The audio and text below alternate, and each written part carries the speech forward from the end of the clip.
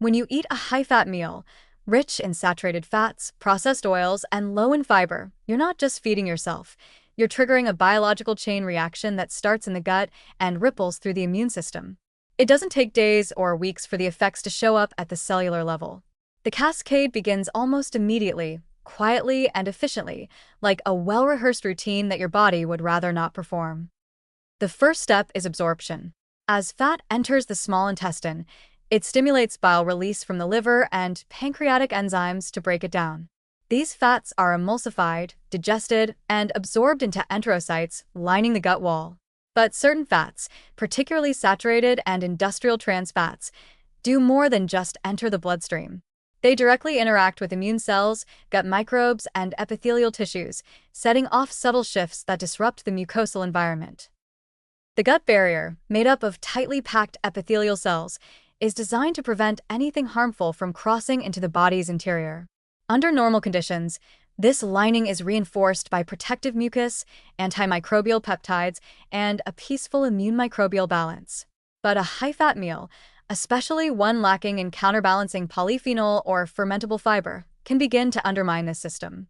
One way it does this is by suppressing key immune mediators like IL-22, which are vital for maintaining epithelial integrity and microbial harmony. IL-22 is typically produced by innate lymphoid cells, ILC3S, and it acts like a guardian, signaling the epithelium to regenerate, produce mucus, and fend off opportunistic microbes. But saturated fats interfere with this process. Studies have shown that when exposed to dietary lipids, ILC3S begins storing fat intracellularly, which alters their metabolic state and reduces their IL-22 output. At the same time, epithelial cells begin to show signs of stress. Their tight junctions loosen. The mucus layer thins. Microbial metabolites shift as the composition of the gut flora starts to change. Beneficial strains like bifidobacteria and Akkermansia decline, while inflammatory or endotoxin-producing bacteria begin to thrive. As the barrier weakens, bacterial fragments like lipopolysaccharides, LPS, cross the intestinal lining and enter circulation. These fragments act as alarm signals to the immune system, activating pattern recognition receptors, such as TLR4 on immune cells. The result is systemic low-grade inflammation, marked by a rise in cytokines like TNF-alpha, IL-6, and CRP. None of this feels like illness in the moment. You might just feel sleepy after your meal or a little sluggish, but inside, your immune system is shifting gears. Over time, repeated exposure to this inflammatory microenvironment makes immune cells more reactive and tissues more vulnerable to metabolic damage. Meanwhile, the microbiome continues to shift. Without fiber to feed beneficial microbes and under the selective pressure of fats and bile acids, the community skews toward a dysbiotic state. Diversity declines, microbial metabolites change, and inflammatory signaling compounds accumulate.